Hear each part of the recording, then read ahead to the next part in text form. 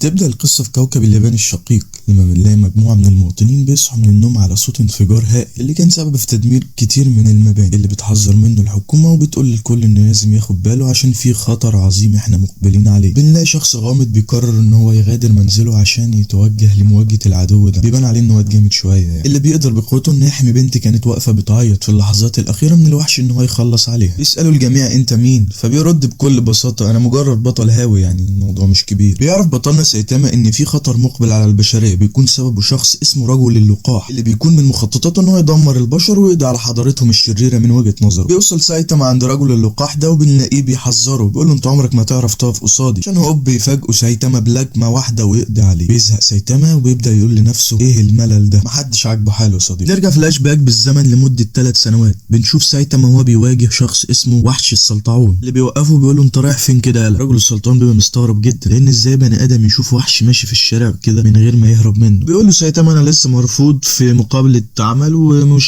في المود خالص. بيقول له انت شبهي حزين وكئيب وانا مش هعمل لك حاجه. بيقول له انا مش في المود ان انا اعمل لك اي حاجه دلوقتي، انا كل اللي شاغلني ان في عيل صغير ابن لذينه رسم عليا وانا نايم ولازم اجيبه واقطع له دراعاته. بيتفاجئ سايتاما لما بيشوف الفتى ذو الذقن الكبيره، بنلاقي دقنه كبير جدا وغريبه، وبيستغرب سايتاما ان في طفل بالشكل ده. بيلاقي رجل السلطعون الطفل وبيحاول يهجم عليه لكن سايتاما بيحاول يحميه. بيستغرب سايتاما جدا وبيقول له ازاي انت عايز تهاجم طفل بريء وصغير زي كده، اللي ده طبعي وانا بحب اقتل الابرياء. اللحظه دي بيفتكر سايتاما حلم طفولته وانه كان نفسه يطلع بطل خارق، فبيقرر انه يتحدى رجل السلطعون في قتال، وفعلا بيبدا القتال وبيمسك رجل السلطعون بكل سهوله سايتاما وبيبدا ضرب فيه. يبدا يضرب فيه يمين وشمال لحد ما يبان له صاحب، لكن سايتاما بضربه حظ الكرافته بتعلق في عين السلطعون وبيقدر ان هو يتخلص عليه. ومنذ ذلك اليوم قرر سايتاما ان هو يتدرب تدريب شاق لحد ما بقى اصلع وبقى عنده قوه مفرطه محدش عارف يتحكم فيها. نروح في الاحداث لعالم شرير قدر ان هو يحول اخوه الصغير لوحش عملاق، وده كان بسبب ان اخوه الصغير كان حلمه من هو صغير ان هو يبقى وحش عملاق. مفيش حد نفسه يبقى كده ابدا. خطط الاتنين الاخوين انهم يسيطروا على العالم بعد ما حقن اخوه الصغير بالماده دي وحوله لوحش عملاق رهيب. يبدا يتجول الاخ الصغير في الشارع ويدمر في المدن، وبتحذر الاخبار من الوحش ده وبتقول ان كله لازم ياخد باله. بيهرب كل سكان مدينه دي. بعد كده بيقول العالم لاخوه انه خلاص انت بقيت اقوى رجل في العالم. لكن فجاه بيظهر رجل على كتف اخوه الصغير، فبيأمر اخوه ان هو لازم يقتله حالا. اخوه اللي ما بقاش شايف حاجه بيحاول يقتل سايتاما، لكن هو بيقتل الشخص الغلط. بيتعصب لما بيدرك ان هو قتل اخوه، فبيمسك سايتاما وبيرميه على الارض. يبدا يهاجم سايتاما، لكن سايتاما بيستنى لما عدوه يبطل اللي هو بيعمله ده، بيضربه سايتاما في وشه وبيقضي عليه. بعد كده بيفتكر ان القوه دي شيء ممل جدا، بيفوز في المعركه وبيقرر ان هو يروح البقاله عشان يجيب حاجه للعشاء. بنشوف سايتاما وهو راجع البيت وبيبان عليه ان هو في حاجه مضايقاه، بيكون السبب ان مقابل القوه اللي هو اكتسبها دي هو فقد كل عواطفه، بقى بيشعر بالملل بعد كل معركه. طريقه بيستفز وحش كده شبه العربيه، بيلكمه سايتاما لكمه واحده وبيخلص عليه برضه. بيرجع البيت ويبان عليه الحزن الشديد لانه رجع البيت من غير اي اصابات. بيحلم سايتاما انه يكون ليه يوما ما عدو يقدر ان هو يخوض معاه قتال. بيجي الصبح بنشوف سايتاما بيتعرض لهجوم من وحش قوي جدا. بيتصدم ان الوحش ده قدر ازاي ان هو يدمر شقته. يظهر عدد من الوحوش من باطن الارض وبيقولوا له احنا السكان الحقيقيين للارض وبنخطط خلاص لاستعاده العالم اللي فوق. بسط جدا سايتاما بيقول اخيرا لقيت اعداء اقوياء اقدر ابارزهم. بيبان عليه الحماس جدا انه خلاص هيقاتل ضد سكان ما تحت الارض. استفزهم سايتاما وبيقدر ان هو يقضي على الوحش الاول بلكمه واحده كالعاده، وبيتطلع للمعركه الشديده اللي هتدور ما بينهم. بيتهاجم سايتاما وبيكون مبسوط جدا ان هو خلاص هيقدر يستخدم كل قوته في قتال ضد وحوش اقوياء. بيحاصروه لكنه بيستخدم كل قوته وبيبدا يلكم فيهم. بعد معركه طويله جدا بيهاجموا عدو اللي بيتسبب في انفجار كبير جدا. شوف سكان جو في الارض وهم بيفتكروا ان الامر انتهى وبيبقوا مش مصدقين ازاي هم قابلوا رجل بهذه القوه. قال لهم سايتاما انا مجرد بطل عادي، انا بعمل كده عشان المتعه وان السطح كله ده تحت حمايتي. يغضب منه سكان جو في الارض وبيبداوا يهاجموه لكنه بيتفادى كل هجماتهم. اللحظه دي بالذات بيدرك سايتاما اخيرا انه اخيرا متحمس زي معركته الاولى بالظبط. قلبه ينبض وبيلاحظ ان عواطفه رجعت له من تاني. بيظهر الزعيم وبيكون غاضب جدا، بيندفع سايتاما ناحيته وبيكون خلاص بيستعد للقتال ضد ملك الارض القوي. قوي. بس فجأة بيصحى سايتاما من النوم وبيسمع شوية دوشة بره وبيبص يشوف فيه ايه، فبيلاقي شوية ناس كده اطلقوا على انفسهم انهم سكان تحت الارض. يتحمس سايتاما وبينزل يشوف فيه ايه، وبيفتكر ان هو خلاص هيلاقي معركة مثيرة يقدر ياخدها. بمجرد ما بيشوفوه بيستسلموا ويمشوا على طول. مفيش امل يا ابني. بعد شوية ايام كده بنشوف سايتاما وهو قاعد بيعيش حياته المملة في شقته كالعادة، مفيش جديد. بيتفرج على التلفزيون وبيعرف ان في شوية ناموس بقى منتشرين في انحاء البلد. بيخرج البلكونة عشان يسقي النبات بتاعه، ما بيكونش شاف في الاخبار ان في صرب خطير جدا من الناموس منتشر. بتنزل ناموس على ايده وبيحاول يحطمها لكن ما بيعرفش وما بتموتش. وبيجي المشهد على رجل آلي وسيم بيطارد مجموعة من البعوض في مدينة زد. بنكتشف ان في ملكة للبعوض ده اللي بتكون مش راضية خالص عن كمية الدم القليلة اللي جابها لها البعوض بتاعها. بيظهر الشخص الآلي ده اللي بنعرف ان اسمه جينيس، وبيبدأ بإطلاق النيران على ملكة البعوض اللي أدرك انها أمرت جميع الناموس بتاعها انه يمتص كل دماء البشر. خطط انها تمتص دمه هو شخصيا بعد كده، انه بيندفع وبيقوم بتدمير كل جيشها بانفجار ناري ضخم. بتتجنن ومتبقاش عارفة تعمل ايه لما بتلاقي جينوس أحرق كل الناموس بتاعها. بيحاول جينوس من تاني وبيبدأ هجومه التالي على ملكة البعوض. تقدر انها تتحمل كل هجماته. يعزز جينوس قوته وبيطلق انفجار ناري قوي. بتستطيع ملكة البعوض انها تتفادى كل هجوم جينوس وبتقطع له واحد من ايديه. بص لجينوس بازدراء لكنه بيقطع رجليها في ثواني معدودة. حاول تجري وتهرب من جينوس لكن دينوس مش راضي يسيبها وبيهاجمها مرة اخرى. بتدرك ملكة البعوض ان جينوس خطير وامره مش سهل. بتؤمر كل العصابة بتاعتها انهم يمتصوا دم الحيوانات. تعد جينوس من جديد انه يستخدم كل قوته للقضاء عليها. بيظهر سايتاما من العدم اللي بيحاول يجري ورا ناموسة ويقتلها بمبيد حشري. انت بتعمل ايه يا عم؟ بيقابلوا جينوس وبيفتكروا شخص عادي. بيقول له لازم تمشي من هنا حالا لان في صرب بعوض خطير. شال سايتاما في الهروب في الوقت المناسب، وبنشوف ملكة البعوض وهي بتحضر هجومها التالي. في نفس اللحظة يستخدم جينوس كل قوته وبيقدر ان هو يحرق كل البعوض بتاعها بسهولة. بص على المدينة وبنشوف ان جينوس قدر ان هو يقضي على المدينة كلها بضرباته. يظهر سايتاما من غير اي هدوم وبيشكر جينوس ان هو انقذه من الموت. بيستغرب جدا ازاي انت لسه عايش لحد دلوقتي اصلا. يفتكر جينوس ان هو قضى على ملكة البعوض لكن بتفاجئه وبتظهر وبتقول له ان انا لسه عايشة ما متش. شوفها وهي تطورت لبعوضة يبدو عليها انها بقت خارقة. لكن جينوس بسرعتها الفائقة. ما يقدرش جينوس ان هو بيتفادى الهجوم بتاعه وبيتصاب بجروح بالغة الخطورة. يكتشف ان عدوه بقى قوي جدا بعد استهلاك كمية كبيرة من الدم. بيقرر جينوس ان هو خلاص لازم يفعل آلات التدمير الذاتي ويدمرها ويدمر نفسه. لكن في اللحظة الأخيرة بيظهر سايتاما وبيضربها بلكمة قوية بيقضي عليها. جنن جينوس وبيقول له انت لازم تبقى المعلم بتاعي. تاني يوم بيزور جينوس معلمه وبيفتكر سايتاما انه بيمزح معاه. انا مش عايز اخد تلاميذ دلوقتي، مش فاضيلك يا ابني. بيستغرب سايتاما من طبيعة جسم جينوس. بيبدأ يسأله عن جسمه الآلي. بيفتكر جينوس ان سايتاما برضه انسان آلي وبيبدأ يسأله انت ليه دماغك عاملة كده؟ انه ما يعرفش ان سايتاما انسان طبيعي وان هو بس اقرع. بعد كده بنشوف جينوس وهو بيحكي لسايتاما عن قصته. انا عيلتي ماتت في حادث. يقول له جينوس ان كان في انسان آلي بيتم عليه بعض التجارب خرج عن السيطرة وقضى على كل عيلتي. انا نجيت باعجوبة. تم تعديل جسده عشان يكون بالهيئة دي وان هو بيسعى عشان يقضي على الآلي الشرير اللي قضى على كل عيلته. بنشوف ان جينوس رغاي جدا. وبعد شوية ساعات كده سايتاما بيزهق وبيقول له خلاص بقى وقف اللي انت بتقوله ده. بيظهر عالم شرير وبنعرف ان الوحش اللي هو قضى عليه سايتاما ده كان وحش بتاعه. تخطر له فكرة شيطانية انه لازم يجيب سايتاما وياخده كتجربة جديدة، والمساعدين ان هو لازم يحطوا له فخ عشان يقدروا ان هم يجيبوه المعمل. بيطلب جينوس من سايتاما ان هو يعلمه عشان يبقى قوي جدا زيه. بيحفزه سايتاما وبيقول له انت هتتفوق عليا اصلا بس انا عايزك تبقى مستعد للتعامل مع سر القوة بتاعتي. بيظهر وحش وبيهزمه سايتاما بلكمة واحدة. نشوف ان في اعداء كتير جدا واقفين بره. بيقرر جينوس ان هو يقفز من نافذة لكن سايتاما كان خلاص قضى عليهم كلهم. بيظهر انسان آلي وبيسأله جينوس هو انت اللي قتلت عيلتي؟ يبدأ يشن كل الهجمات عليه وبيسأله بعض الاسئلة. في نفس الاثناء بنشوف سايتاما وهو محاط بوحشين اقوياء. لا جينوس على معلمه لكنه احتاج للتركيز على قتاله الخاص مع السايبورج اللي هو بيواجهه. استخدم جينوس هجماته النارية بس العدو كان قادر ان هو يستحملها. مش مع بعض شوية وبيقول له الآلي انهم جايين من بيت التطور. في المشهد على سايتاما وهو بيقاتل الوحشين اللي بنشوف بيزهق من القتال وبيقول لهم انا هريح شوية. بيتضايق جدا منه ملك الوحوش وبيفتكره غبي وانه هو قاصد انه يستفزه. وريهم سايتاما ان انا هوريكم مين الغبي ده يا جماعة. يغضب ملك الوحوش وبيقرر انه هيوري سايتاما قوته الحقيقية. لكن سايتاما بيبدأ الهجوم على كل زملاء ملك الوحوش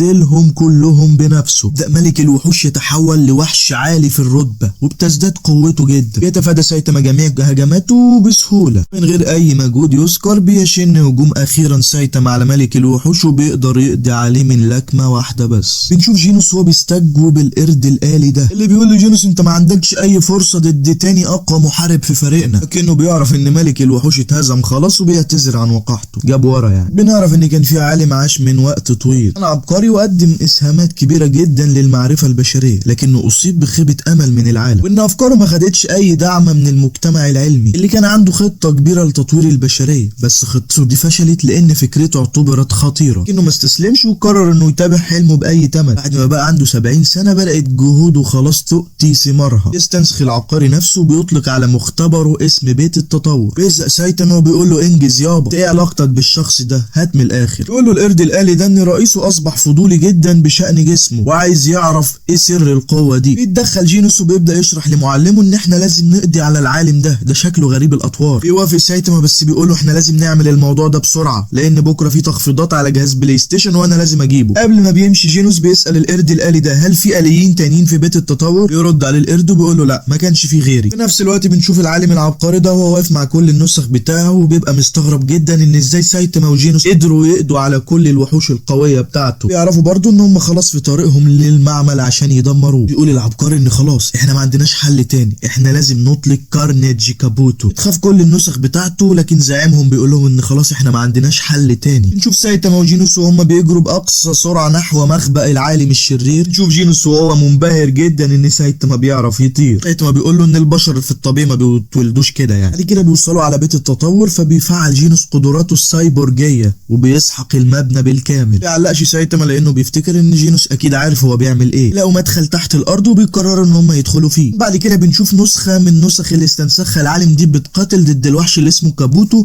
اللي في وقت قصير جدا بيقدر ان هو يقضي عليه تماما. شوية بيظهر العالم في المكان وبيقول للوحش ان هو اهلا بيك انا اللي عملتك. بيبان على كابوتو انه متنمر وبشكاه بكاه وبيقول له انا كنت محبوس طول حياتي. بيقول له انا حبستك لان عقلك ما كانش مستقر، كنت مجنون يعني. بيتعصب كابوتو جدا من الموضوع وبيقول له انا المخلوق الاقوى والاعظم اللي بيسعى الجميع ليه. هدي العالم وبيقول له خلاص احنا هنعمل صفقه، انت تمسك لي الاثنين اللي جايين دول وانا هطلق سراحه. فجاه بيشعر سايتاما وجينوس ان في كائن حي موجود في المخبأ. صار كابوتو من العدم وبيحطم جينوس بقوته الوحشيه. بيتصدم سايتاما لما بيشوف جينوس محطم في الجدران. ده كابوتو في قتال حقيقي بينهم هما الاثنين بس. بيقرر الاثنين ان هما هيقاتلوا بعض في اكبر غرفه في المنشاه. انا على كابوتو كده ان هو مستهزأ بسايتاما سيكا، شكله ما يعرفش هو بيواجه مين. فجاه بيظهر لهم جينوس وبيتفاجئ كابوتو ان لسه عايش اصلا. يهاجم جينوس كابوتو بانفجارات ناريه قويه وبيوري له قوته الحقيقيه شكلها عامل ازاي. بيقول لسايتاما لجينوس انه ما يجهدش نفسه وبيرفض جينوس وبيستخدم كل طاقته في القتال، لكن هجومه كله بينعكس عليه وده الشيء اللي بيغضب سايتاما لان شعر جينوس باظ. في نفس الوقت بنشوف العالم العبقري وهو بيحاول الهروب من المنشأة وبيكون مصاب بجروح بالغة. اللي بيقعد يفتكر في الماضي وبيفتكر انه كان عنده 15 سنة اول ما خطرت له الفكرة، ومن يومها وهو بدأ في وضع خطة لتطوير البشرية جميعا. بس للأسف اللي ما خططلوش خالص انه يلاقي رجل اصلع يقف في طريقه. رغم كده هو كان متأكد ان مخلوقه الاقوى قادر على هزيمة البطل الهاوي. يبدأ سايتاما يجري ناحية كابوتو بيسأله هو انت السلاح النهائي لبيت التطور؟ بيبص له كابوتو بازدراء وبيبدأ يوري سايتاما سرعته الكبيرة. بعد كده بيحس كابوتو بهالة خطيرة جدا وبتخبره غرائزه انه لازم يهرب حالا. بنشوف كابوتو هو مصدوم جدا من قوة خصمه وكل غرائزه بتحذره من عدم مهاجمة سايتاما. يبدأ يسأل سايتاما انت ازاي بقيت بالقوة دي؟ بيتفاجئ سايتاما من السؤال وبيقول لجينوس اسمع انت كمان اللي هقوله دلوقتي. يبدأ سايتاما يحكي ازاي هو وصل للقوة اللي هو فيها دلوقتي دي. بيقول لهم انا كل يوم كنت بعمل 100 ضغط على 100 بطن وبجري بتاع 10 كيلو في اليوم، باكل بشراهة زي اي لاعب كمال اجسام. بداية انا كنت فاكر ان انا هموت من تدريبي المكثف ده، لكن انا ما استسلمتش واستمريت في التدريب. بعد عام واحد من هذه التدريبات الشاقة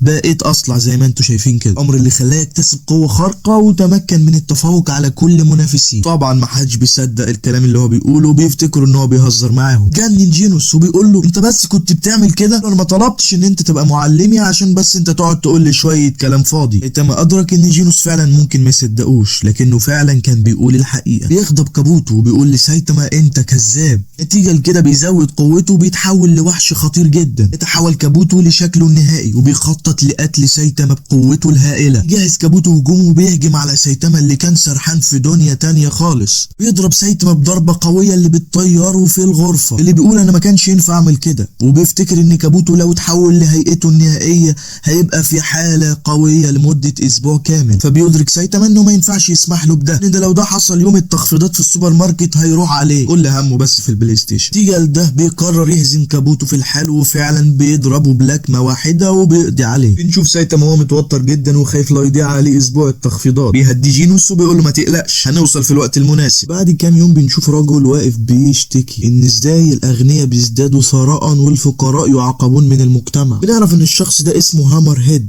وبيحاول يغير المجتمع ويجذب الناس من حوله، بس للاسف محدش بيهتم باللي بيقوله خالص. وقف هو وعصابته امام مبنى مستثمر ثري. يشعر هامر هيد بالغيره الشديد. بيأمر افراد عصابته انهم يدمروا مبنى المستثمر الغني ده. ينهار المبنى على الفور وبيجري الجميع في المنطقه من الاشرار، لكن للاسف بيخبروا احد اعضاء العصابه بتاعته انهم دمروا المبنى الغلط. نشوف البطل مومن رايدر اللي ساعد طفل صغير في مشكلته، وان الطفل ده كان ممتن ان هو نزل له البالونه من الشجره. في نفس الوقت بنشوف سايتاما وهو لسه بيصحى من النوم. بيشوف تقرير على التلفزيون ان في اجرامي من الدرجه بي اسمه هامر هيد دمر العديد من المباني في المدينه اف. رايح يغسل سنانه وما بيهتمش بالموضوع خالص، لكن الحاجه اللي بتضايقه ان بيلاقيهم كلهم حالقين شعرهم زيرو. بيشعر بالاهانه وبيقول الناس دي ازاي تسرق اللوك بتاعي. بيقرر سايتاما انه هيعاقبهم ويسحقهم كلهم في الارض. بيرجع المشهد على المدينه اف وبنشوف هامر هيد اللي عمل مشاكل كبيره جدا هو والعصابه بتاعته في المدينه. يظهر مومن رايدر الغلبان على الدراجه بتاعته وبيتحدى هامر هيد في قتال، لكنه بيخسر بسرعه كبيره. بنشوف المستثمر زينيرو وهو بيتحذر ان في ارهابيين بيسعوا للقضاء على كل المستثمرين، لكن زينيرو بيرفض الهروب وبيفرح جدا لما بيشوف المساعد بتاعه سونيك جه خلاص. يقول له سونيك ما تقلقش من حاجه، انا هتولى الامر ده وهقضي عليهم كلهم. بيقرر هامر هيد والعصابه بتاعته انهم هيروحوا ناحيه مبنى زينيرو عشان يخلصوا عليه، لكن فجاه بيظهر لهم سونيك وبيقول لهم مفيش حد هيخرج من هنا سليم النهارده. بيأمر هامر هيد اتباعه بمهاجمه سونيك، كأنه كان سريع جدا ومحدش عارف يمسكه للدرجه اللي بتخليه يقطع رؤوسهم عن اجسادهم بسهوله من غير ما حد يحس بحاجه. حول هامر هيد وبيحاول يحمي نفسه ببدلته القتاليه العجيبه. بيزود سونيك من سرعته وبيندفع ناحيه هامر هيد عشان يقضي عليه، لكن هامر هيد بيمسكه وبيحطمه في الارض وبيفتكر ان هو خلاص كده حطم سونيك وقضى عليه. فجأة سونيك من العدم وبيديله ضربه خلفيه بتخلص عليه. بيتصل سونيك بزينيرو بيقول له خلاص المهمه انتهت،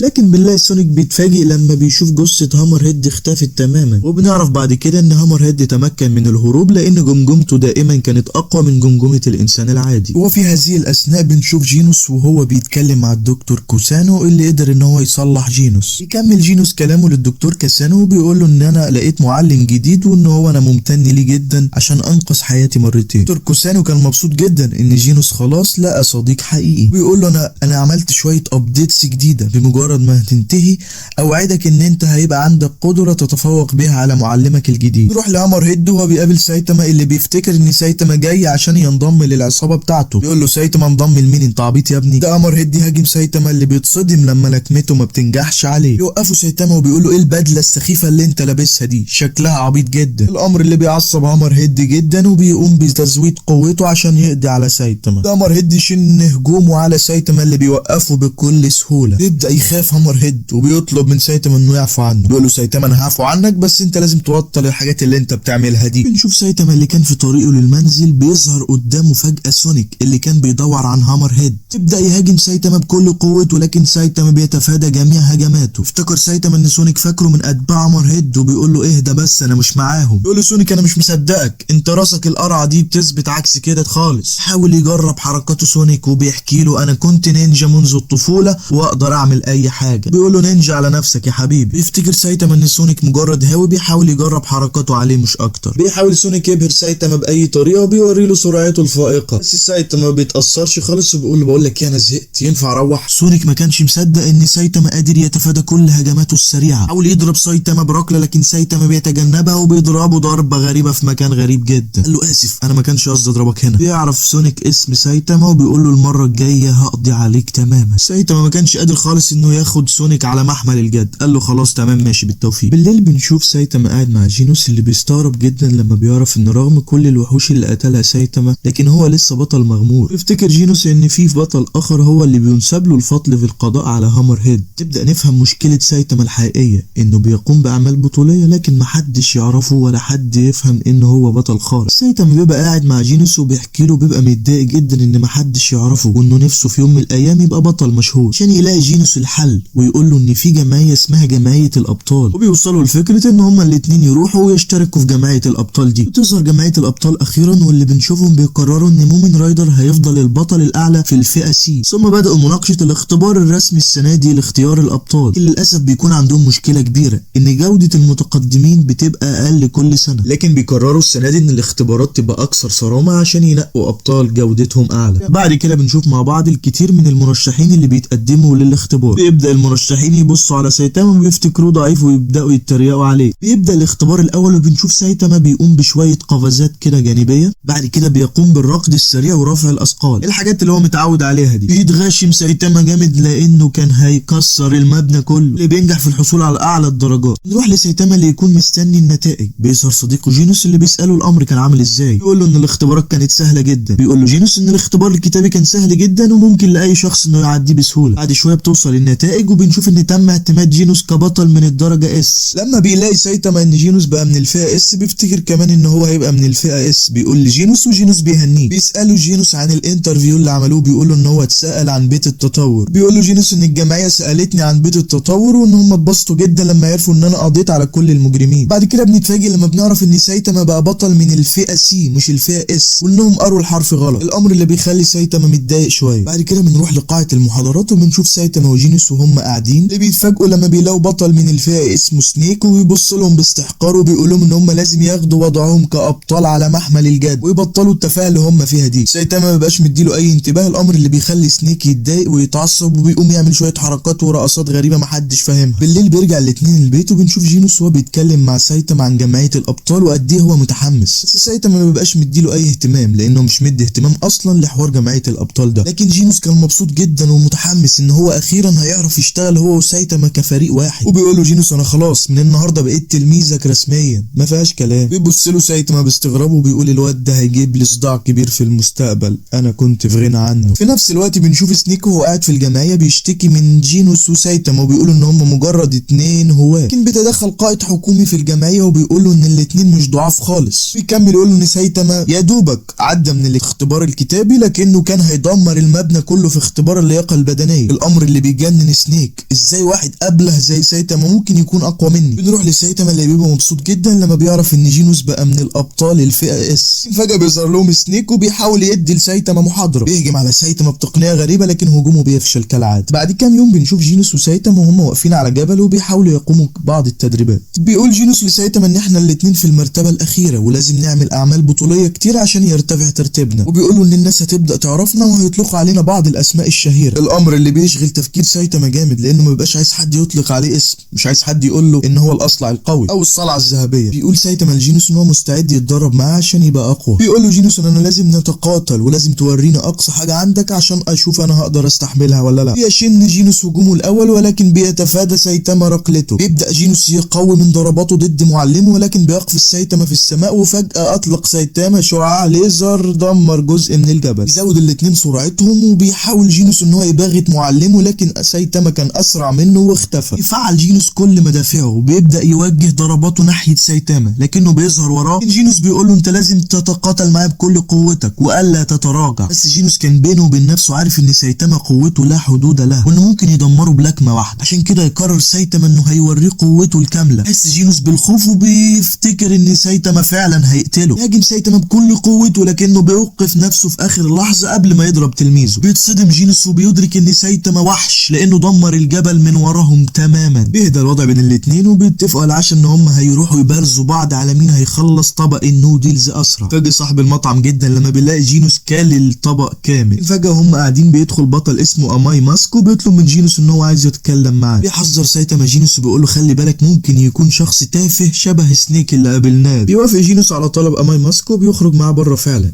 اللي بيقلق عليه سايتاما وبيقول ان شاء الله يبقى بخير. بعد شويه بيرجع جينوس على المطعم وبيساله سايتاما ايه اللي حصل. بيقول له ان هو رحب بيه فقط وان هو واحد من المعجبين بتوعه. وفي طريق عودتهم للمنزل اكتشف سايتاما ان ابطال الفئة اس وابطال الفئة سي بيتم معاملتهم معاملة مختلفة، وان اماي ماسك طلب ان هو يتكلم مع جينوس عشان هو بطل قوي من الفئة اس، انما ما اتكلمش معاه عشان هو من الفئة سي. بس دلوقتي بنشوف جينوس وهو بيفتكر كلمات اماي ماسك اللي قال له ان البطل المحترف لازم يكون دائما رمز جميل للعدالة. افتكر جينوس ان اماي ماسك كان عايز يتقاتل معاه، لكنه اتفاجئ ان هو بيرحب بيه في جمعية الابطال، وقال له في النهاية ان هو بيتوقع منه اشياء كبيرة، يكون بطل قوي وهيستطيع ان هو يدمر وحوش كتير. بعد كده بيظهر جينوس في شقة سايتاما وبيطلب منه انه عايز ينتقل ويعيش معاه في شقته. يرفض سايتاما في الاول، لكن بعد كده بيوافق لما بيعرض عليه جينوس مبلغ مالي كبير جدا. وبعد كام يوم من انتقال جينوس لشقة سايتاما بنشوفه بيتكلم معاه وبيقول له ان هو محتاج يقوم باعمال بطولية بانتظام، لانه لو ما عملش كده هيتشال اسمه من قائمة جمعية الابطال. سايتاما بيتكلم معاه وبيقول له ان انا كل يوم بتفرج على الاخبار بس مفيش اي كوارث بتحصل. شرح له جينوس الامر وقال له ان مش دايما الصحفيين بيغطوا كل الكوارث اللي بتحصل. سايتاما ما كانش متخيل ان فعلا في حاجه كده. سايتاما بينه وبين نفسه كان عارف ان جينوس اذكى منه، ما كانش عارف هو ممكن يعلمه ايه علشان يبقى اقوى. لكن فجاه بيشوف سايتاما مجله وبيوصي جينوس ان هو يحاول يبقى من افضل 10 ابطال في الجمعيه. بعدين بنشوف سايتاما هو بيجري في كل انحاء المدينه عشان يشوف اي مجرم للقضاء عليه، بس المدينه كانت هاديه قوي طول اليوم. بيفشل سايتاما في القبض على اي مجرم وبيرجع البيت عادي. تاني يوم بنشوف سايتاما وهو قاعد متوتر جدا، لان ده تاني يوم نلاقي المدينه في حاله هادئه تماما. لكن فجاه بنشوف سونيك وهو بيهاجم سايتاما اللي بيشوفه لكن ما بيبقاش فاكر هو اسمه ايه، وبيقول له بقول لك ايه يا ابني، انا ما عنديش وقت للكلام الفاضي بتاعك ده. سونيك اتضايق وحس بالاهانه وبدا يهجم على سايتاما بكل قوته وبيطلع له سيفه. سايتاما بيدمر له سيفه وبيقول له انا مشغول دلوقتي. بيخاف سونيك من هاله سايتاما. بنشوف بطل اسمه تانك توب تايجر اللي بيتبلغ ان في مجرم عامل مشاكل كبيره في المدينه ولازم يروح يشوف فيه ايه. بيظهر قدام سونيك وسايتاما، لكن بيقول له سايتاما ان ده سوء فهم وان سونيك مش مجرم. تايجر بيتريق على سايتاما وبيقول له انت مين اصلا، انا عمري ما سمعت بيك كبطل. بيفاجئوا سونيك من وراه وبيهجم عليه وبيخاف كل الناس وبيهربوا فورا. بيسال سونيك سايتاما بيقول له هتهرب ولا هتقف زي الرجاله تقاتل. يبدا يهاجم سايتاما بشورينكات، ولكن سايتاما بيتفادى الهجمات. بيحذر سايتاما سونيك بيقول له انت لازم توقف هجماتك دي فورا لان انا مشغول ومش فاضي العب معاك. لكن سونيك ما بيسمعوش وبيستمر في هجماته اللي كانت ممكن تؤدي لقتل طفل صغير، الامر اللي بيغضب سايتاما جدا وبيقول له انه مشغول ومش فاضي يلعب بالعابه الغبيه دي. عشان يكتشف سايتاما اخيرا ان سونيك شخص سيء ويطيح به في الارض. اليوم التالي بنعرف ان جمعيه الابطال عرفت عن سونيك وبتكتشف ان هو كان متورط في مجموعه من الاغتيالات الغامضه. بعد كده ظهرت البطله من الفئه اس تورنيدو في مكتب جمعيه الابطال اللي عرفت عن التحقيق في المدينه زد، وكان باين عليها الغضب الشديد، لكن الكل هداها وقالت لهم تورنيدو ان انتوا قدام هتتاسفوا على رفضكم لعرضي. طبعا ما حدش بيبقى فاهم اي حاجه من اللي بيحصل ده. بعد كام يوم بنشوف في مقر جمعيه الابطال ان تم الابلاغ ان واتش دوج مان بيحقق في المدينه كيو، المدينه اللي الكل كان يعرف انها بها ضحايا ووحوش اكتر من اي منطقه اخرى. ثم بدا الجميع في مناقشه اخبار المدن التانيه وقالوا ان مفيش اي شيء سيء حدث. كده بيقولوا ان من وقت للتاني بيظهر وحوش قويه في مستوى كارثي لكنهم بيتم القضاء عليهم فورا. لكن فجاه بيتدخل شخص وبيبدا يكلمهم عن المدينه زد وبيقول لهم ان في احتماليات كبيره لوقوع كوارث قريبه في المدينه زد. لكن رغم كده بيقول له احد اعضاء الجمعيه ان هم بالفعل ارسلوا بطلين من الفئه ايه للتحقيق في امر المدينه زد. بنتعرف على البطلين دول وهو واحد اسمه جولدن بول والتاني اسمه سبرينج موستاشيو. يتجول البطلين في المدينه عادي جدا. بعد كده بيخططوا للذهاب لمكان مهجور. يوصل الاتنين لمدخل مغلق. الاتنين بيحسوا ان هم ممكن يتعرضوا لهجوم في اي وقت. يبدا جولدن بول يسال زميله ان كان عارف ليه غزو الوحوش في المنطقه دي على طول مرتفع كده. بيقول له سبرينج موستاشيو انا ما اعرفش ليه الموضوع ده بيحصل، وبيبان عليه ان هو مش عارف اي حاجه. واضح عليك يا. بيلاحظ جينوس ان في رجلين دخلوا الحي بتاعه. بيشعر ان هم بيطاردوا شيء معين لكنه ما بيهتمش وبينظف الحمام بتاعه. بعد كده بنشوف وحش الاحشاب البحريه اللي سمع عن وحش قوي موجود في المدينه المهجوره وقرر يروح ويشوف في ايه هناك. بيكتشف البطلين امر وحش الاعشاب البحريه وبيخططوا لضربه. يطلق جولدن بول صاروخ لكن هجومه بينعكس عليه. فجاه بيتهاجم من قبل وحش الاعشاب البحريه. يلقى سبرينج مستشو جدا عن صديقه اللي بيتهاجم هو كمان. بيتمكن من تفادي هجوم خصمه وبيقوم بخدعه سحريه. بيستعد لشن هجوم بالسيف واختراق جسم الوحش وبيقول له انا بقى هحولك لشويه سلطه على العشاء. يقول له وحش الاعشاب البحريه لا انا مش عايز اتحول لسلطه وبيمشي بعيد وبيسيبه. بيشوف سبرينج مستشو بان خصمه تفادى هجومه وبيدرك في الحال ان هو محتاج طلب المساعده. بيتصل مستشو بجمعيه الابطال وبيطلب فعلا المساعده. يبداوا يدردشوا شويه وبيقول له وحش الاعشاب البحريه ان هو من بلد تانية بس سمع ان في وحش هنا في المدينه المهجوره. نفس الوقت بنشوف ان تم ارسال نداء استغاثه لفريق استشارات جمعيه الابطال اللي بيعرفوا ان البطلين اللي من الفئه ايه بيتعرضوا لهجوم. بيتهاجم سايتاما من وحش الاعشاب البحريه اللي بيفتكر انه نسي يجيب اعشاب بحريه النهارده على العشاء. بيقعد جينوس وسايتاما بالليل عشان يتناولوا العشاء اللي وبيكتشف جينوس ان الاعشاب البحريه طعمها زي الخرا، وبيبدا يتكلم مع سايتاما ويقول له انت اكيد جبت اعشاب بحريه سعرها رخيص يا رخيص، بس بيقول له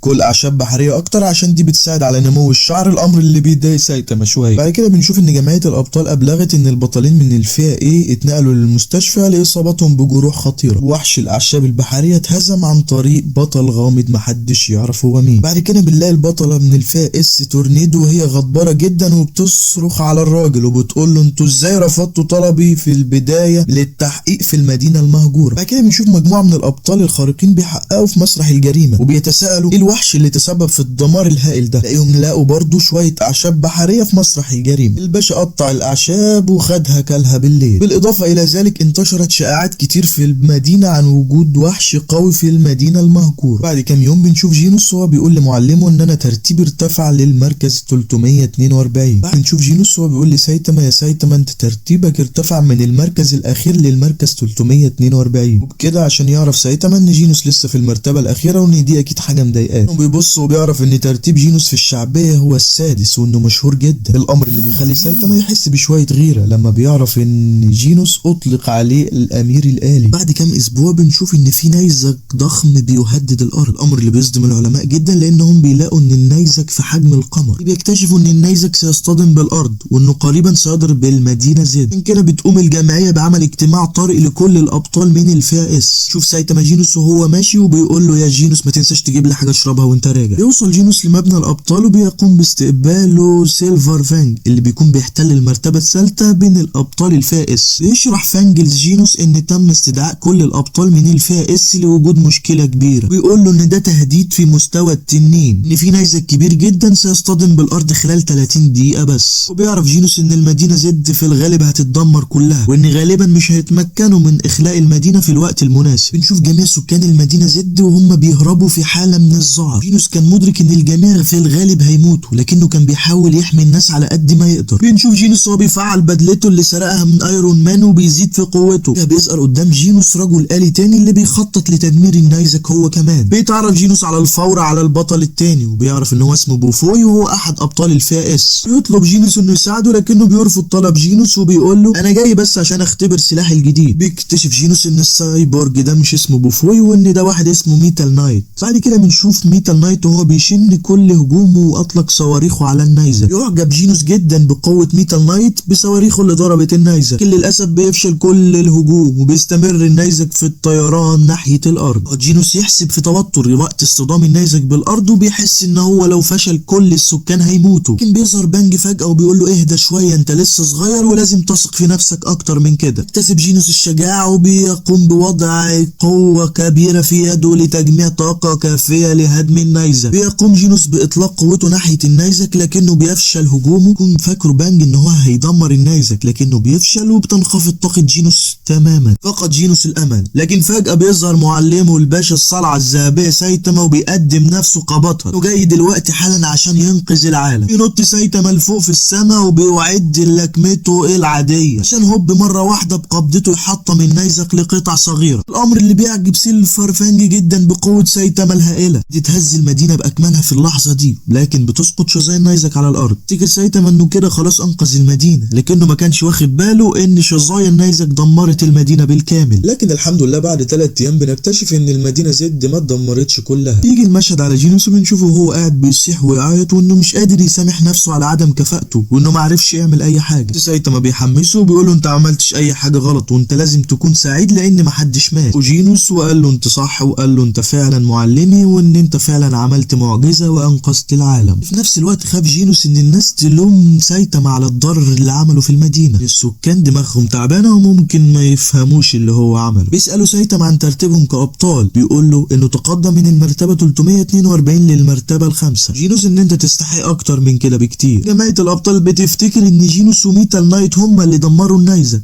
يا عيني عليك يا سايتاما. بعد كده بيقرر سايتاما ان هو يدور على تهديد جديد، لكن بيقول لجينوس ما تجيش معايا عشان ما ينسبلكش الفضل مرة تانية. بنشوف سايتاما هو بيتجول في المدينة، لكن تايجر بيتهمه ان هو واحد نصاب، وبنلاقيه بينادي في اخوه بلاك هول وبيقول له ان برضه سايتاما مجرد نصاب وبيسرق اعمال الاخرين وبينسبها لنفسه. سايتاما بيستغرب وبيقول لهم انتوا مين اصلا، انا معرفكمش. بيغضب تايجر منه وبيفكر في فكرة هو بلاك هول عشان يخلي السكان يكرهوا سايتاما، عشان يصرخ بلاك هول بأعلى ما عنده بيقول للسكان ان سايتاما كان السبب في دمار المدينة كلها، عشان تنجح خطة المتنمر ويبتدي الناس يعرفوا ان سايتاما هو اللي دمر المدينة ويكرهوه، عشان يتحول فجأة كل السكان ضد سايتاما ويعتقدوا ان هو الشرير رغم ان هو اللي انقذهم. خير تعمل شر تلقى فعل. بيتجنن سايتاما، ما بيبقاش عارف هيعمل ايه. ازاي انا اللي انقذتكم ودلوقتي بتتهموني ان انا الشرير، انا البطل. بيراقب سيلفر فانج الموقف من بعيد، لكنه بيقرر ما يتدخلش عشان سايتاما يتعلم انه لازم يتعامل مع هذه المواقف في المستقبل. لكنه بيبص للاخوين وبيقول ان هم مثيرين للشفقه وانهم عمرهم ما هيتجاوزوا الدرجه بي، عشان يبدا الاتنين تايجر وبلاك هول انهم يهاجموا سايتاما، لكن بيهزموا على الفور وبيعترفوا ان هم كسبوا على الناس. فجاه بيتعصب سايتاما جدا من الناس وبيقول لهم انا اللي دمرت المدينه وانا مش مهتم بكل اللي بتقولوا عليا. ظهر جينوس وبيهديه وبيقول له اهدى شويه، انا سعيد ان انت معلمي. طريق المنزل بيقول له جينوس انه مبسوط جدا ان هو معلمه، وان حتى لو الكل ضدك انا هبقى معاك.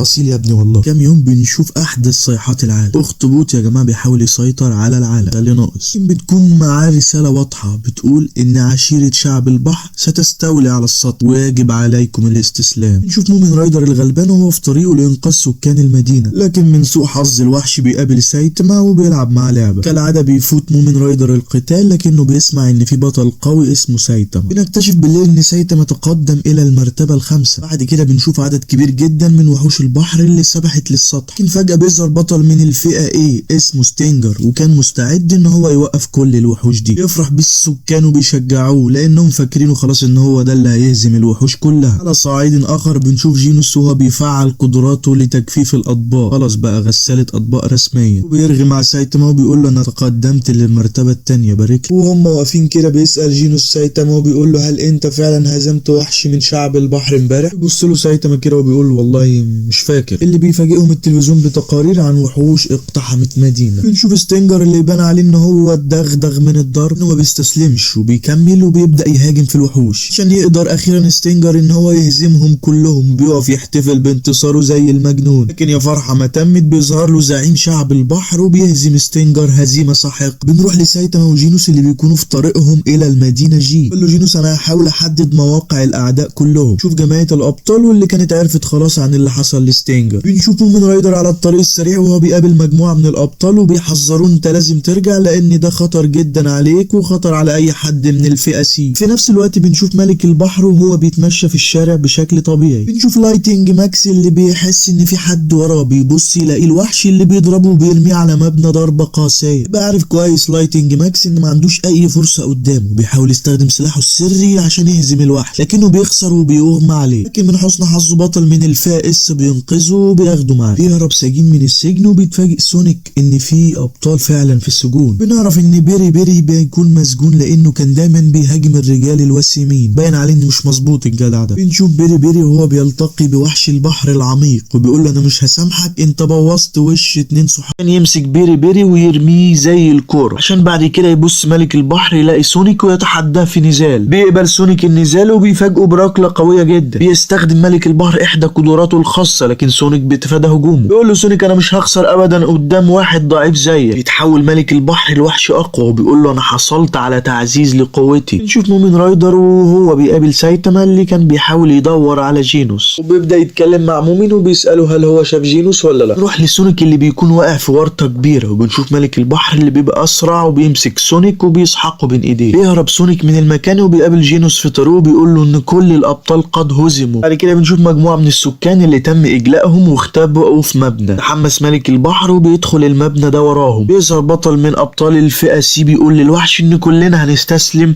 وبنطلب منك العفو، لكنه بيرفض طلبهم وبيهدد ان هو ياكلهم كلهم. كان فجاه يظهر بعض الابطال ويقدموا انفسهم، وكان سنيك مستعد للمخاطره بحياته. واثناء سيره في الطريق بعد ما قال لمومن رايدر المكان فين، بيشوف سايتاما واحد عريان وبيفتكر ان ده شخص كان من المواطنين ملحقش يمشي في الوقت المناسب. نروح لجماعه الابطال اللي بتحاول توصل لمومن رايدر على التليفون التليفون لكنه مش بيرد. بيلاقي سايتاما الموبايل وبيرد على جمعية الابطال وبيقول لهم ان مومن رايدر في طريقه للقتال ضد الوحش، لكن بيقول لهم ما تقلقوش من حاجة، انا هتولى المشكلة خلاص. روح لجينوس اللي بيفاجئ ملك البحر بلكمة انفجارية سايبورجية فائقة. بتبسط المواطنين جدا بجينوس وبيفتكروا ان هو خلاص فاز، لكنهم بيتفاجئوا ان الوحش قام وبيضربه من الخلف، ما بيموتش من الصرمة. في نفس الوقت بنشوف جمعية الابطال وهي بتكتشف ان سايتاما بطل من الدرجة سي، اللي كانوا قرروا ان هم مش هيبعتوا اي بطل من الدرجة دي للقتال ضد الوحش، انهم في النهاية بيثقوا فيه وبيبعتوا له موقع الوحش. بعد شوية بنشوف جينوس وهو بيأمر جميع المواطنين انهم لازم يهربوا، لانه هو هيقف يواجه الوحش بكل قوته. حاول ملك البحر بكل الطرق ان هو ما يسمحش للناس بالهروب، لكن جينوس بيندفع ناحيته وبيهاجمه بركلة قوية عشان يبدأ القتال تاني بين الاتنين، وبيتم تبادل عدد لا حصر له من الركلات عشان يتمكن جينوس من ضرب عدوه بضربة قوية وبيطلق عليه وابل من النيران. نط لفوق جينوس وبيستمر في الهجوم بمدفعه الرشاش، لكن للأسف بيتمكن الملك من تحمل كل هجماته. شوف بنت صغيرة وهي بتحاول تشجع جينوس أثناء القتال، لكن بتدفع عليها ملك البحر حمض غريب، لكن جينوس بيقفز أمامها وبيقوم بحمايتها. بيكون نتيجة لده إن بيدوب جسم جينوس وبيمسكوا ملك البحر وبيرميه على المبنى. بيبص لجينوس باحتقار وبيقوله انت كنت تقدر تتفادى الهجوم ده، لكنك اخترت ان انت تنقذ الفتاة اللي ملهاش لازمة دي. وفجأة واثناء ملك البحر وهو بيحاول يقتل جينوس بيظهر البطل مومن رايدر وبيحاول يهاجمه بالدراجة بتاعته اللي ملهاش اي 30 لازمة. بنتفاجئ بقوة وصلابة مومن رايدر وان هو مش خايف من الوحش، لكن للاسف اكيد هجومه بيفشل. بعد ما بيخلص الملك بيفتكر انه كان هيقتل جينوس، لكن مومن رايدر ما بيستسلمش وبيقوم تاني وبيهاجم الوحش اللي كان عارف ان هو ضعيف وقوته ضعيفة، لكنه ما قداموش اي شيء ولازم ما يوقفش مكتوف الايدي ويحاول يكسب اكبر قدر ممكن من الوقت لحد ما يوصل للابطال. بيتبسط الناس جدا وبيحسوا بعزيمة مومن رايدر وبيبداوا يامنوا بيه وبقدرته على الفوز. شجعوا كلهم وبيقولوا له انت تقدر تفوز فعلا. بيتحفز مومن رايدر وبيقاتل بكل قوته، لكنه بيخسر للاسف في النهاية. احسنت يا ابني والله. لكن في اللحظة الاخيرة بيظهر سايتاما وبيقول لمومن انت قتلت قتال جيد، برافو عليك. بيكتشف سايتاما في الحال ان جينوس مصاب وكان قلقان جدا على تلميذه. يبدأ ملك البحر يشن هجومه عليه، لكن الهجوم ما بيتسببش باي ضرر. بيفرح ملك البحر ان في حد قدر انه ينجو من هجومه، لكن بيدرك المواطنين ان سايتاما هو مجرد مبتدئ من الفئة سي. بيفتكر الجميع ان سايتاما مجرد بطل هاوي من الفئة سي، لكنه بيفاجئهم وبينقض على الوحش وبيضربه بلكمة واحدة بيقضي عليه. المواطنين ما كانوش مصدقين ان فعلا بطل من الفئة سي قدر ان هو يفوز على ملك البحر العميق. لكن الناحية التانية بنشوف سايتاما وهو كان فاقد الامل وبيحس ايه الملل ده، قتال ممل جديد. لا سونيك رجع لساحة القتال، لكنه بيتفاجأ ان ملك البحر قد هزم. بعد كام يوم كده بنشوف سايتاما وهو في طريقه للبيت وبيكتشف ان في طيارة بدون طيار طايرة في الهواء، عشان يشرح له جينوس ان ده الابطال بيبعتوا لهم معجبينهم كام رسالة كده كل كام يوم. بيفرح سايتاما جدا لما بيعرف ان في رسالة جايه له، لكنه مجرد ما بيفتح الرسالة بيلاقي رسالة مكتوب فيها ان هو محتال. بيبدو على جينوس الحزن لما بيفتكر يوم مواجهة ملك البحر العميق، لان الجميع كانوا بيهتفوا لسايتاما من اجل الانتصار، ولكن ذا الرجل قبيح بيدعي ان الوحوش كانت خلاص ضعفت من قتال الابطال السابقين، وان سايتاما ما عملش اي شيء يذكر. ده يسخر من الابطال، لكن المواطنين بيزهقوا جدا وبيبقوا عايزين يضربوه. من كده ساعتها تظاهر سايتاما بانه شرير عشان الناس تهدى. مالكش حظ يا ابني والله. نتيجة لكده ساعتها اعتقد الجميع فعلا ان سايتاما نصاب وتعهدوا ان هم هيكرهوه للابد. لكن ساعتها جينوس كان مدرك كويس جدا ان سايتاما عمل كده عشان ما يفقدش الابطال الاخرين سمعتهم، ان يزيد اعجاب جينوس بمعلمه لانه قدر السلام على ان هو يبقى مشهور. لكن الحمد لله بيكتشف سايتاما ان في رسالة جاية من معجب بيشكره فيه على مجهوداته. بعد كده بيكتشف انه تقدم للمرتبة الاولى وان تم استدعائه لجمعية الابطال. مجرد ما بيوصل للجمعية سايتاما بتهنيه الجمعية وبتديه خيار الترقية انه يبقى بطل من الفئة بي، اللي بيقبل بيه فورا عشان يقدر يلحق بجينوس. بيتسأل كام سؤال كده وبيظهر عليه البلاهة زي ما احنا عارفين، فبيشكك بعض الناس في قدراته. لكن بعض اعضاء الجمعية التانيين تعرفوا عليه وقالوا ان هو في يوم من الايام هيتجاوز جميع ابطال الفئة اس. بعد كده بنروح وبنشوف اماي ماسك اللي بيكون غاضب جدا لان جينوس قد هزم وافسد سمعة الابطال. بالليل بنلاقي سايتاما بتوصل له الشهادة ان هو رسميا بقى بطل حقيقي من الفئة بي. خطط للاحتفال وتناول بعض النودلز المشطشطة. بنشوف مومن رايدر وهو بيدعو سايتاما للعشاء عشان يهنيه على ترقيته للفئة بي، عشان في اللحظة دي تحديدا يفتكر سايتاما مين مومن رايدر ده اصلا، ويفتكر انه قبله يوم المعركة مع الوحش. كده بيكتشف سايتاما ان اصلا مومن رايدر مادارا هو اللي كتب له الرسالة وبيبقى صديقه جدا وبيروح معاه يتناول العشاء. بعد كام اسبوع بنشوف العرافة العظيمة شيباباوا وهي بتتوقع ان في وحش قوي سيدمر العالم. عشان نروح للجبال ونتفاجئ ان في وحش كان مجمد ده بالتلج من حواليه بيستيقظ لتدمير البشرية. بيستيقظ جودزيلا من ثباته عشان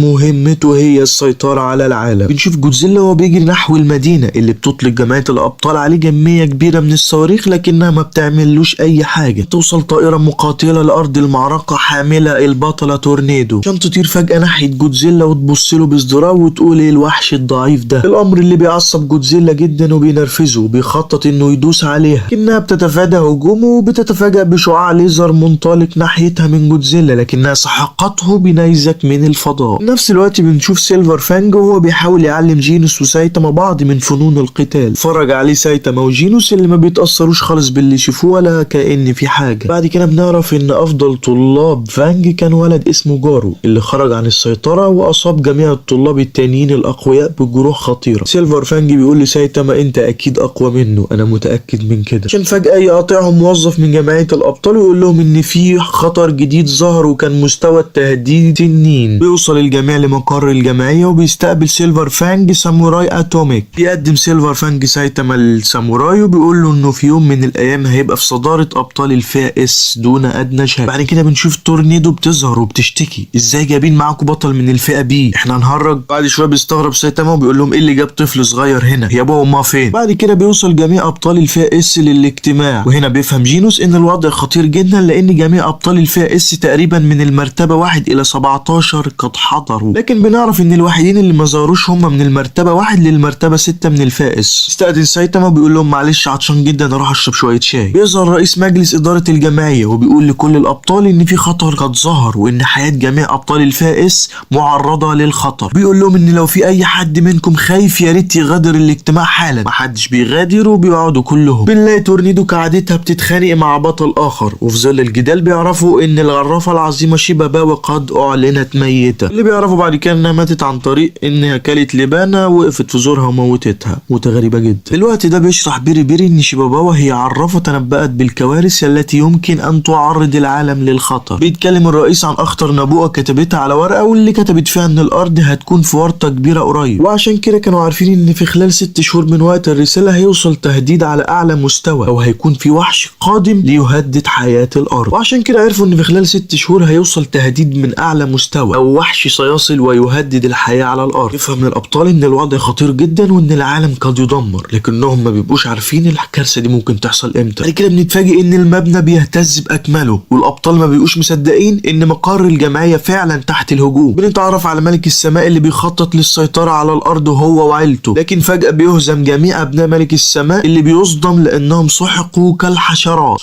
رغم كده بنشوف الارض وهي بتتهاجم من نجمة الموت. يعني يعرف رئيس الجمعية ان الكارثة خلاص وصلت الارض فعلا. بنشوف طفل صغير انقذ والده من الموت اللي بيكون خايف جدا ومش مصدق ان في سفينة فضائية ظهرت في السماء فعلا. بيظهر قدامهم فضائي من 5 رؤوس وبيحاول انه يقتلهم، لكن بيظهر بطل وبيوقف هجومه في الحال. بنشوف سيلفر بانج اللي بيكتشف ان المبنى ما اتدمرش الحمد لله عشان ميتال نايت قدر ان هو يحصنه. جينوس بيلاحظ غياب سايتاما اللي بيعرف ان هو كده خلاص في طريقه للعدو اللي بيتهاجم بكرة مدفع قوية لكنه بيقدر ان هو يصدها. رغم كده اطلقت المزيد من كرات المدفع عليه لكنه استطاع ان هو يرجع واحدة منهم. في نفس الوقت كان الفضائي متعدد الرؤوس بيتجدد واراد انه يقتله. قدر انه يصيب البطل بجروح خطيرة بمطرقة وبصله كده باحتقار. بيظهر ساموراي اتوميك في المشهد وبيحذروا تلميذه ان الوحش قادر على التجدد. ما قدرش الوحش انه يفاجئه لكنه بيتجدد مرة اخرى. بيبقى مبسوط جدا لما بيلاقي قسم جدير بالقتال لكنه بيبقى متأكد ان هم ما عندهمش اي فرصة ان هم يفوزوا. تظهر مجموعة من ابطال الفئة اس اللي بيتطلعوا لضرب العدو. بنشوف بيري اللي بيكون ناوي ان هو ما يخسرش تاني، كفايه اللي خسروا قبل كده، وبيبدأ يهاجم في خصمه. بنروح لجمعية الابطال اللي بتحاول بيأس انها تجلي كل السكان من المدينة. بعد كده بيتجمع مجموعة من الابطال برفقتهم جينوس عشان يقدروا ان هم يحاربوا الزعيم. بيطلب روني كولمان من كينج ان هو يجي معاهم لكن بيرد عليه كينج انه مش هيعرف يجي لانه ما بيعرفش يطير. بتغضب تورنيدو جدا من العبط ده، العادة يعني غضبان على طول مفيش جديد. بنروح لسايتاما اللي بيحاول جنرال الفضائي انه يوقفه لكنه بيهزم في الحال، وهو في طريقه بيدور على الزعيم بيلاقي السفينة الفضائية بيدمرها في طريقه وهو ماشي. شوف بعد كده في الاخبار ان في سفينة فضائية ظهرت واغلقت جميع الطرق الرئيسية المؤدية الى المدينة بتصدم المواطنين من الاخبار دي وبيبداوا يخافوا من وجود الفضائيين. بيسمع سونيك الاخبار عن طريق الراديو وبيقرر ان هو يشارك في القتال. بنشوف بيري مرة تانية اللي كان مرهق جدا من قتاله ضد ميلزيجارد اللي كان عنده قدرة غريبة جدا على التجدد وكان بيخطط لمهاجمة الابطال. بيدور قتال بين سيلفر فانج وميلزيجارد ومجموعة من الابطال اللي بيصدوا كل هجماته وبيدفعوا للخلف، لكنه بيبقى غضبان جدا وبيبعت جزء من جسده ليأمر السفينة بإلقاء القنابل للأسفل. اللحظة بيوقف ميتالبات خطته وبيبدأ يلعب بيسبول برأس ميلزيجارد الطائر، عشان فجأة يتبلغ من واحد اسمه غاري ان في متطفل على ظهر السفينة وان لازم يخلص القتال دلوقتي عشان يرجع لدعمهم. بنشوف ميتالبات وهو بيحاول يدمر رأس ميلزيجارد. بيركز الابطال التانيين على جسد ميلزيجارد الرئيسي وبيقاتلوه بجميع تقنياتهم القتالية السرية. طرح عليهم تلميذ ساموراي اتوميك ان هم لازم يتراجعوا، لكن محدش سمع له، كانوا مصممين على هزيمة العدو لإنقاذ العالم. كده بنشوف ميلزيجارد وهو بيؤمر بالعودة للسفينة فورا، لكنه بيكون مشغول لانه بيتهاجم من كل الجوانب. بنشوف جاري وهو متفاجئ ان البشر كانوا اقوى مما توقع وبيبلغ ان سايتاما قضى على نص افراد الطاقم بتاعهم. بعد كده بنشوف ميتالبات وهو بيقدر ان هو يقطع راس ميلزيجارد النصفين. لما بيفتح دماغه بيلاقي كرة زجاجية بيدمرها فبيذوب العدو، والنتيجة لكده بيقول للاخرين ان دي هي نقطة ضعفهم. نوصل للسفينة وبنشوف جاري وهو بيهدد سايتاما ان هو لو استمر في تدمير السفينة احنا هنموتك. طبعا كان خايف جدا وبيحاول ان هو يهدد سايتاما باي طريقة وسايتاما ما بيصدقوش عشان يدخل ويقتحم السفينة وبيكتشف غرفة التحكم اخيرا. بيحاول جاري ان هو يخوفه وبيستخدم فلتر سناب شات كده غريب عشان يغير جسمه لكن ما بيحوقش في حاجة. يواجه سايتاما جندي فضائي غريب اللي بيستخدم قدراته في الجاذبية وبيحاول يقتل سايتاما. يفتكر الفضائي ان هو بيواجه شخص اسمه موب سايكو بعد الهجوم التخاطري القوي، لكن سايتاما ما بيموتش. حاول جاري يرمي سايتاما بصخرة اللي بيقول له ايه ده انت عبيط ولا ايه، بيمسك الصخرة وبيدشمل بيها رأس جاري. بعد كده بنشوف تشايلد امبرور اللي بيكتشف ان مستوى طاقة السفينة في تزايد بسبب وجود سايتاما على سطح السفينة، لكن للأسف بيشوفوا ان هم مش قادرين يعملوا حالة اجلاء للجميع. اكتشف الابطال الخارقين سر الكرات الزجاجية، بنشوفوا هم بيقدروا يدمروا المزيد من الفضائيين، لكن ميلزيجارد اللي ما بيهمتش بيبدأ يقصف قنابل مجددا على الابطال، لكن بتوقفها تورنيدو باستخدام قدرتها التخاطرية. بترجع القنابل وبتدمر سفينة العدو تماما. نروح لمومن رايدر اللي بيحاول ان هو يجلي عدد كبير جدا من السكان، وفجأة بيظهر قدامه ستينج ولايتنج ماكس وبيعرضوا عليه المساعدة في مهمته. تمكن الابطال من جديد من مواجهة ميلزيجارد وبيقاتلوا بشجاعة عشان يتمكن سيلفر فانج من تدمير كرة زجاجية تانية عشان ما يبقاش فاضل للعدو غير راس واحدة بس. فجأة بيتصاب سيلفر فانج وبيتمكن الوحش من اخراج الاقوى من المجموعة، بيبصلهم باستحقار وبيقول لهم ان هو بينوي اطلاق قواه الحقيقية. نرجع للسفينة وبنشوف لورد بوروس وهو قاعد على عرشه اللي بيحس ان في عدو قوي قرب انه يوصل، عشان فجأة يحطم سايتاما الباب ويظهر قدام الزعيم الفضائي. يحس مباشرة بوروس ان ده اقوى محارب على الارض. ايوه امال انت فاكر ايه؟ تحمس بوروس للقتال جدا وسأل سايتاما عن اسمه. بيكمل بوروس كلامه وبيقول له انا سافرت العديد من الاكوان لان النبوءة قالت لي ان انا يوم من الايام اكيد هقابل خصم قوي. عشان يفاجئ سايتاما بوروس بهجوم قوي بيقول له انت خلاص مش هتدمر كواكب تاني. ينجو بوروس من اللكمة القوية وبيتفاجئ سايتاما ازاي قدر يصد هجومه. بعد كده يطلق بوروس قوته الحقيقية ويتحول لشكله المثالي عشان تبدأ المعركة بين اقوى بطل على الارض ضد اقوى فضائي في الكون. يدور القتال بين الاتنين وبيستنى سايتاما الهجمات وبيتمكن خصمه من مقاومة كل لكماته. فجأة بيضرب سايتاما خصمه بلكمة قوية اللي بيدرك انه فقد ذراعه. بيثني لورد بوروس على قوته وبيحترم سايتاما جدا. فاجئ تورنيدو الجميع وبتقدر ان هي تدمر السفينة بقوتها التخاطرية لوحدها، امر اللي بيعجب جينوس جدا وبيثني على البطلة تورنيدو. يوم درايف نايت انا خلاص الموضوع خلص انا هرجع للبيت بقى. انه قبل ما يمشي بيقول لجينوس خلي بالك ميتال نايت هو عدوك. رجع تاني الميلزيجارد اللي بيبدأ يهاجم ساموراي اتوميك، قال له خلاص انت ما عندكش اي فرصة قدامي، لكن بيفاجئوا سيلفر فانج وبيتعافى من هجومه وبيقطع جسمه. بيحاول ميلزيجارد التوقف لكن بيوقفوا سيلفر فانج عن محاولته للشفاء. ينجح اخيرا سيلفر فانج بتدمير اخر كرة زجاجية في جسم ميلزيجارد وبيقضي عليه تمام. بيسقف له ساموراي اتوميك بيقول له رغم ان انت رجل عجوز لكنك قوي احسنت. فرح جدا الابطال الخارقين بالنصر وبيخططوا لتدمير السفينة الفضائية في السماء. بس دلوقتي بنشوف مومن رايدر وهو بينجح في اجلاء المواطنين المتبقين. على سايتاما وقتاله مع اللورد بوروس اللي بيهاجم بكل قوته ضد سايتاما. يصيب سايتاما وبيضربه على الحيطة لكن سايتاما ما بيتصابش. يعجب جدا بوروس بسايتاما وبيقول له ده كويس جدا، انا مفيش حد قدر ان ينجو قدامي طول الفترة دي، عشان يفاجئوا بشعاع ليزر انفجار قوي جدا وبتنفجر السفينة بأكملها. يضرب سايتاما بضربة قوية جدا وبيكون بوروس متأكد انه خلاص هيفوز. سبب ثقة بوروس في الفوز هي ان نسله جاي من اقوى كائن حي وجد في الكون، وانه باستطاعته دايما التجدد. بصله سايتاما باحتقار وقال له بقول لك انت بتتكلم كتير قوي. بيتضايق بوروس من سايتاما وبيتعصب وبيشن هجوم قوي بيقضي على عدد كبير من افراد الطاقم بتاعه. يظهر بوروس قوة حركاته وبيطلق البوابة التامنة اللي بترمي سايتاما بعيد للقمر. يدرك ان هو لازم يرجع للارض حالا. كده بينزل على السفينة والابطال بيظنوا ان تورنيدو هي اللي تسببت في سقوط السفينة، لكن في نفس الوقت بنشوف بوروس غاضب وبيهاجم سايتاما مرة اخرى بكل قوته. سايتاما بيستطيع ان هو يضربه في معدته وبيدفعه للخلف. يبدأ سايتاما يشن في عدد كبير من الهجمات المضادة وبيدمر جسد بوروس، لكنه بيقدر انه يتجدد ويزداد قوة. يقرر بوروس ان هو هيطلق خلاص ضربته النهائية وبيطلق شعاع ليزر ناحية سايتاما، لكن النتيجة ان سايتاما استخدم لكمته الجادة وصد الهجوم مرة اخرى. كان بنلاقيه بيهزم العدو اخيرا وبينقذ العالم مرة جديدة من التهديد. عشان لاول مرة بنشوف سايتاما وهو بيعترف لمنافسه انه فعلا كان قوي. بوروس بيقول له انه سعيد ان هو شافه. بوروس كان عارف ان سايتاما لم يقاتل بكل قوته، لكنه اقر ان سايتاما اقوى كائن في الكون. عشان اخيرا تتحطم السفينة الفضائية اللي بيعرف منها جينوس ان معلمه كده خلاص هزم الاعداء كلهم. فماي ماسك قدامنا اللي ما كانش مبسوط خالص بعد رؤيته مدينة ايه وهي مدمرة تماما. مر ميتا البات بتوضيح اللي حصل. يقول له ميتا البات ان في سفينة فضائية ظهرت والابطال تعاملوا معاها خلاص. يغضب ماي ماسك من الاجابة وبيهين الابطال وبيقول لهم انتوا شكلكم كده فشلتم لان المدينة اتدمرت. يروح له ساموراي اتوميك ويقول له ان احنا عملنا كل اللي علينا. ناداهم ماي ماسك بالبائسين. واقفين بتفاجئهم كبسولة من السماء، كبسولة عبور ظهر منها ميتال نايت. قالوا جينوس انت ليه ما ساعدتناش؟ بيقول له ان هو كان بيحاول يخلق اسلحة جديدة من استخدام تكنولوجيا الفضائيين. بنروح لجينوس وبنشوفه هو قلقان جدا على سايتاما ان هو لسه مرجعش لحد دلوقتي. بيلاقي سايتاما الطريقة للخروج من السفينة وبتتساءل تورنيدو ليه كان في بطل من الفئة بي موجود داخل السفينة اصلا. رجع سايتاما تورنيدو تماما وبيخطط للعودة للمنزل مع جينوس وبيقول لها اسكتي انت خالص. سيء جدا لكونه تجاهلها وبيناديها جينوس بالطفلة المدللة. فجأة بتحطمه ضد صخرة وبتخطط كمان لضرب سايتاما لكن بيوقفها سيلفر فان. لكام يوم بنشوف ان السكان كلهم عرفوا ان المدينة ايه دمرت في يوم واحد. الاخبار الكويسة ان ميتال نايت قدر انه يستخدم تكنولوجيا الفضائيين وبنى مقر جديد اقوى لجمعية الابطال. بعد كام يوم بنشوف الاخبار ان في وحش ضخم ظهر في المدينة زد. كان بلوتون قريب انه يدهس طفل لكن جينوس انقذه في الوقت المناسب. يظهر سايتاما مرة جديدة ويقضي على خصمه بلكمة واحدة اللي بيحس بخيبة امل كبيرة لانه هو لسه قادر انه يهزم كل خصومه بلكمة واحدة بس. يا ريت لو عجبك الفيديو ما تحرمناش من اللايك والسبسكرايب الجميل وفعل جرس التنبيهات عشان تشوف معانا كل الملخصات الجديدة الجاية. يلا سلام.